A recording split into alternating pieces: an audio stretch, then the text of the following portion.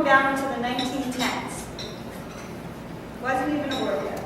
By the 1970s, women had been active in the American feminist movement, began applying new feminist insight into the experience of the Jewish community. They wanted to create a Jewish feminist movement to help make Judaism and the Jewish community more inclusive. They had about 4 major ways they wanted to do it, and we're going to examine these 4 ways today. 1, changing the role of women in terms of public roles. That would be rabbis and cantors and making sure we were actually allowed to be members of congregations and get to do the Aliyah and all those wonderful things that we get to do today at most of our congregations. It dealt with Judaism, including our voices, our questions, and our perspectives. This included midrashim, some that were in the form of traditional commentary, whether it be biblical commentary or traditional midrashim, and some that were more creative, whether it was poetry or song or fiction or visual art. We also began to wrestle with traditional depictions of God. As most of you know, the language in our prayer book, traditionally, and the language in our Torah, God is male. Women were trying to find where their voice came and what our relationship would be with God, and with God, can we change words and pronouns to use for God. That changed both the God language and the prayers in general, such as the one I did previously.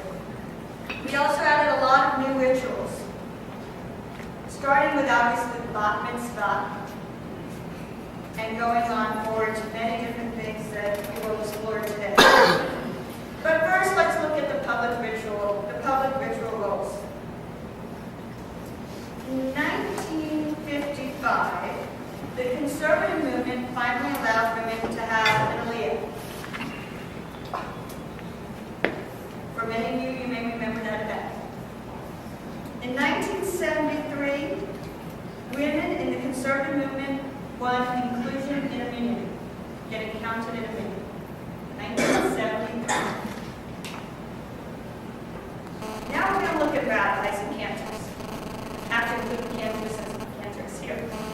Yay. So, in 1861, a woman was born. Her name was Ray Frank. Some of you may have heard her. I think my mom has. Some of you may not have heard her. Ray Frank lived from 1861 to 1948. Eventually, in 1890, she was called the Girl Rabbi of the Golden West. She actually delivered the first high holiday sermons as a female in a congregation in Washington State. And she began to do this all over the place. She was brought in and doing things, but she was not a rabbi. Didn't want to be a rabbi, actually believed that women, once they get married, should not have a career. In 1921, Martha Newmark was the first female student of Hebrew Union College to express a desire to become a rabbi. The CCAR, that's the Central Conference of American Rabbis, the Reformed Women's Rabbis, in 1922 said women cannot justly be denied the privilege of ordination. However, Hebrew Union College said no. In 1935, across the pond, as some might say, Regina Jonas in Germany got private ordination. Counted, but a lot of people didn't count it because it was private, it wasn't done by a seminary, and unfortunately she died in Dresden during the Holocaust. In 1963, Sally J. Krizan sent a letter to HUC investigating whether she could be a rabbi and go in as a rabbinical student. In 1963, she got a letter back from the assistant director of the school, assistant dean of the school, saying, "You're going to hear from our secretary." They thought it would make it better for a woman to talk to a woman. To give you more ideas of what you may want to do. We'll be in touch. You can take classes for sure. But we're not sure what options for women in the active rabbinate. Most women prefer to be a Jewish educator. The secretary wrote and said, really, this is a question for the rabbis, not for the school. You should go talk to the following people. In 1964, she actually was accepted as an undergraduate to Hebrew Union College as a special student. Now, as many of you might react to this, she was concerned with the word special. The letter back from the school said, don't worry, it's not such a bad word. It's just that, and my mother may relate to this, the undergraduate housing at Hebrew Union College, you were required to live in if you were an undergraduate. But it was only for men. They didn't have room for her. So that's why she was special, because she had to get a compensation not to live in the dorms. By 1948, she was admitted as a rabbinical student. 1968. What did I say? Oh, sorry. 1968, admitted as a rabbinic school. In 1972, she became the first female rabbi ordained in America. In March of 1972, there was an organization called Ezrat Nashim. It was a women's group that was formed to try to gain rights for women in this field. Not that they necessarily wanted to be, but they listed a whole bunch of things to the conservative movement, to the rabbinical assembly, the rabbinical body of the conservative movement, and said, these are all the things that women deserve. And they listed off a chunk of them. One of them was to have female rabbis in the conservative movement. Well, their letter was heard. Didn't happen for a while. Yet in 1974, the Reconstructionist movement had their first rabbi, and that was Sandy Eisenberg Sasso.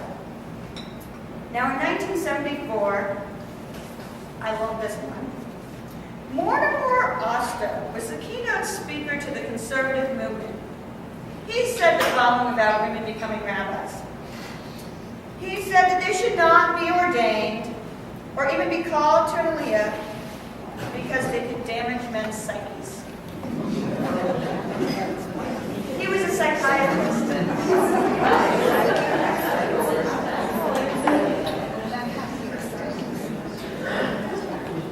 In June of 1975, Barbara Osfeld was invested as the first Jewish cantor from Hebrew Union College. In 1977 and 1978, the conservative movement commissioned a task force to explore the idea of women becoming ordained in the conservative movement. There were 14 people on it, 11 men, and 3 women. In '79, they sent a report saying women should become rabbis. In 1983, the Jewish Theological Seminary faculty voted to admit women. Paula Hyman and Judith Hoffman, who were both part of that original organization that wrote the letter, were now on faculty and got to vote at JTS. In 1985, they had their first female conservative rabbi, Amy Alper. And in 1986, they invested their first cantors. However, the conservative movement's cantorial group did not accept them for several more years. In 1995, Diane Kohler-Esses became the first female rabbi from the Syrian Jewish community. She had to break away from the entire thing to do this.